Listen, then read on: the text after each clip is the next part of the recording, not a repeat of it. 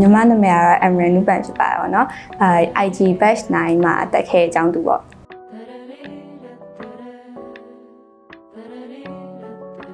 KPTG ဘယ်ကနေစတီးခဲ့ရလဲဆိုတော့မမေလာအဲ့တဲ့အချိန်อ่ะပေါ့နော်အဲ့မှာမမေကသူ့တငယ်ချင်းကနေပြီးတော့တဆင့်ကြောင်းထားသေးဘူးလားဘာညာပြောရင်းနဲ့မှဒီကိုရွေးချယ်လိုက်တာပေါ့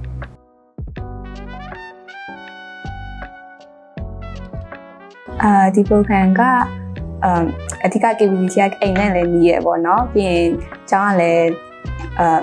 အတိရလည်းတော်တော်များများတက်ကြရဆိုတော့ဒီမှာပဲတက်ခဲ့ရွေးချယ်ခဲ့လိုက်ပါတယ်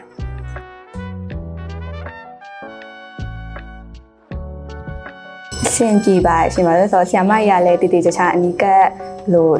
တေချာကြည့်ပြီးတော့စာရည်လည်းရပါရှင်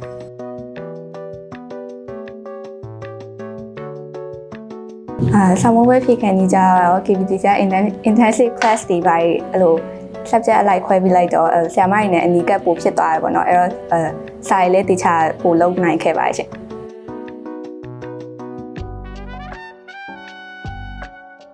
ခြေနှက်မှုရှိပါတယ်။ဘာလို့လဲဆိုတော့ဆရာမကြီးကလည်းတေချာကြည့်ပြီးတော့ result တွေကလည်းကောင်းကောင်းထွက်လာတယ်ပေါ့နော်။အဲ့တော့ခြေနှက်ပါရှင်။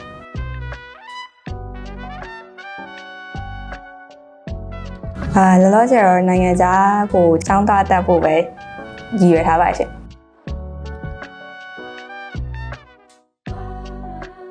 အဓိကကတော့เนาะကျောင်းမှာfacility တွေလည်းအကုန်ပြည့်စုံရှိရပြီးတော့တခြားကျောင်းတွေနဲ့မတူတာကဒီမှာdual learning ရတယ်ပေါ့နော်campus လည်းလာတက်လို့ရလို့ online လည်းလာတက်လို့ရတယ်အဲ့တော့တော်တော်အဆင်ပြေပေါ့အကြောင်းသားရှင်တဲ့နေ့ကြလို့ရှင် online နေပြီးတော့တက်လို့ရတော့ဟုတ်ကဲ့